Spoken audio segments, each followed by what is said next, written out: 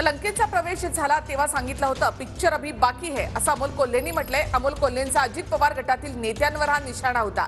तर कोल्हेंना तिकीट मी दिलं, निवडून आम्ही आणलं असं अजित पवारांनी म्हटलं। कोल्हेंच्या शिरूरमधील जनसंपर्काबाबत मतदारांना विचारा असं अजित पवार यांनी म्हटलं आहे। मी त्या दिवशी निलेश लंकेंचा जो प्रवेश झाला तेव्हाही सांगितलं होतं की ये तो सिर्फ ट्रेलर है, पिक्चर अभी बाकी है। आणि आताही आजचे जे काही तुम्हाला बातम्या आल्या असतील यातही अजूनही मी हे सांगतोय, ये तो सिर्फ शुरुआत है। दिल्ली वारी ह्यांना करावी लागत नाही का? दिल्ली आपल्याच देशात आहे ना, पाकिस्तानमध्ये नाही ना, आपल्या देशाची राजधानी आहे। अमोल कोल्हेंना पक्षात मी घेतलं, तिकीट मी दिलं, निवडून आणण्याच्या करता जीवाचं रान आम्ही लोकांनी केलं। आता ठीक आहे, काळानुरूप दिवस बदलतात।